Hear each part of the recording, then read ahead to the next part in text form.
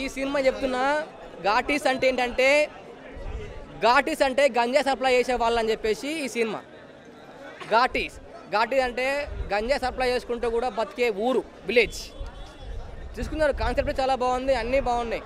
కానీ ఘాటీలు అంటే వాళ్ళు గంజాయి తినడం వల్ల బలం వస్తుంది, ఇవన్నీ వస్తున్నాయి అని ఏంటి అర్థం కావట్లేదు. అంటే ఇప్పుడు హీరోయిన్ ఏమన్నా ఫీవర్ ఉన్నప్పుడు, ఏమన్నా దెబ్బలు తాకినప్పుడు, యాక్సిడెంట్ అయినప్పుడు గంజాయి తాగితే తగ్గుతుందా? అట్లా ఉంది సినిమా.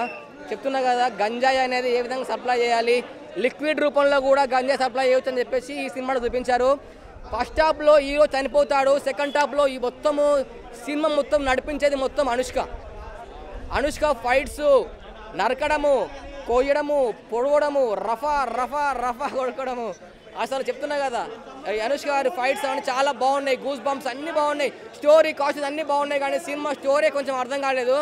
చెప్తున్నా కదా, ఈ సినిమాలో చెప్తున్నా 4 hours కూర్చోబెట్టారు. వాళ్ళ ప్రింట్ 1 hour లేట్గా వచ్చింది, మళ్ళీ 3 hours, దగ్గర 4 hours కూర్చున్నాం మేము. 4 hours అదే కీ లేట్ వచ్చిందో ఏదో వచ్చిందో మరి మాకు ప్రింటో కీయో ఏదో లేట్ వచ్చింది. 1 hour డీలా, మళ్ళీ అలానే 3 hours డీలా, ఒక్కొక్కరు కూర్చున్నారు. అనుష్క పర్ఫార్మెన్స్ అంతా బాగుంది, ఫైట్స్ అవన్నీ చాలా బాగా పెట్టారు. కానీ స్టోరీ పరంగానే మాకు అర్థం కాలేదు.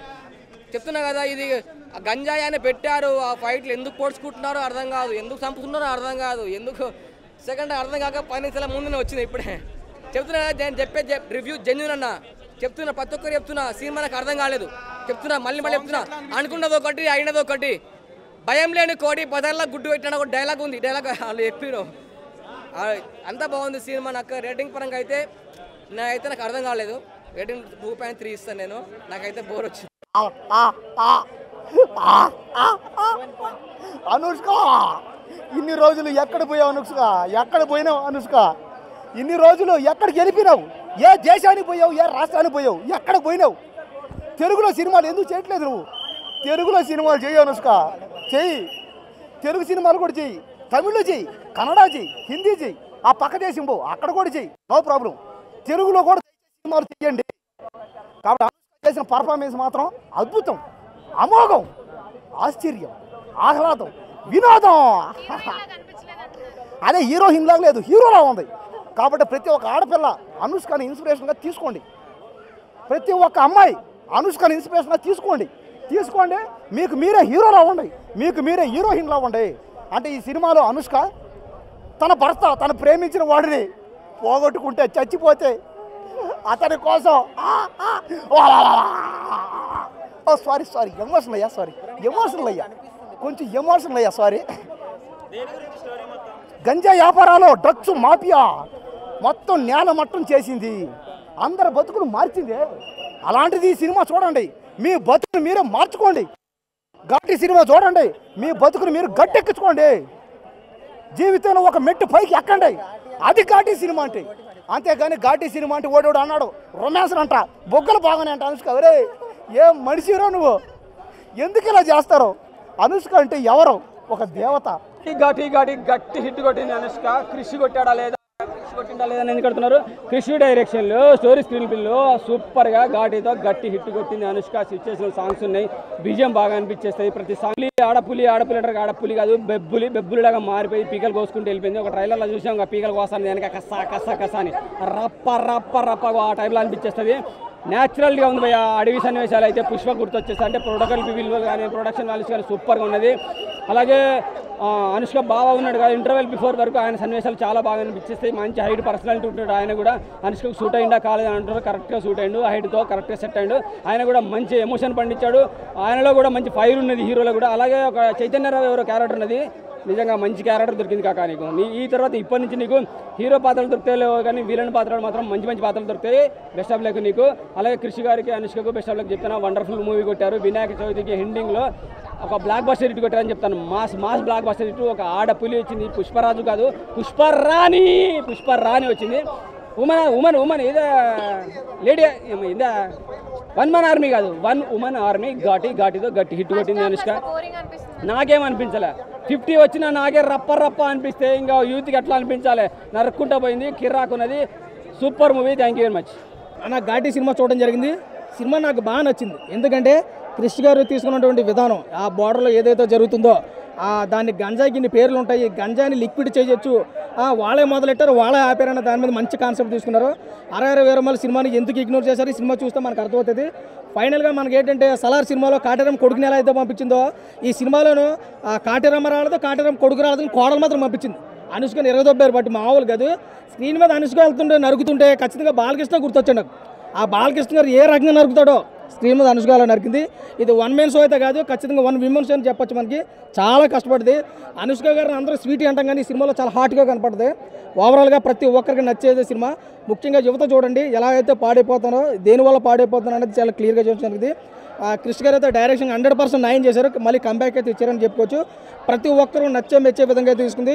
బ్యాక్గ్రౌండ్ మ్యూజిక్ కానీ, సాంగ్స్ కానీ, ఎలివేషన్స్ అనుష్క వచ్చినప్పుడు మాత్రం పట్టాయబ్బా ఎలివేషన్స్. నిజంగా ఒక పెద్ద హీరో ఎలివేషన్ ఎలా ఏ రకంగా ఉంటుందో అలా అయితే కనపడడం జరిగింది. అందరూ కూడా బాగా నచ్చింది, మెచ్చిందని చెప్పి అనుకున్నారు. అవుట్ ఆఫ్ 5 రేటింగ్ ఖచ్చితంగా ఈ సినిమాకి 2.5 నుంచి 3 వరకు ఇవ్వచ్చు. ఎందుకంటే అందరికీ నచ్చుతుంది. ఇది మరొకసారి చెప్తున్నాను, ఇది 1 విమెన్ షో. చాలా అత్యద్భుతంగా అనుష్క అయితే నటించింది.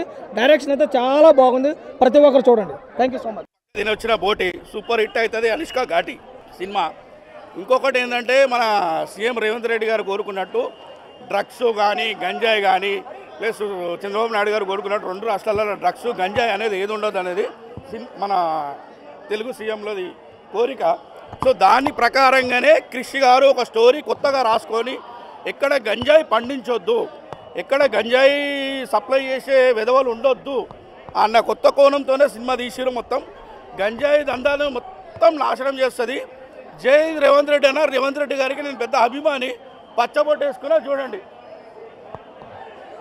తొలి అభిమాని నేనే ఉండాలి. 4 కోట్ల ప్రజలలో తొలి అభిమాని నేనే ఉండాలి. కంపల్సరీ కలవాలి రేవంత్ అన్నను పక్కా. రేవంత్ అన్న నువ్వు మంచి మంచి పనులు చేస్తున్నావు అన్న. 10 సంవత్సరాలు నువ్వు అనుకున్నట్టు కంపల్సరీ సీఎం ఉంటావు. అది మా వ్యయం ఉండాలి. మీరు తెలంగాణ కోసం పుట్టుకొచ్చిన కొత్త దేవుడు మీరు. ఘాటి బాగుంది మేడం, సూపర్ హిట్ సినిమా. డైలాగులు బాగున్నాయి. కాటేరమ్మ కోడలు కొత్త అవతారం. కాటేరమ్మ కొడుకు ప్రభాస్ అయితే కాటేరమ్మ కోడలు అనుష్క గారు.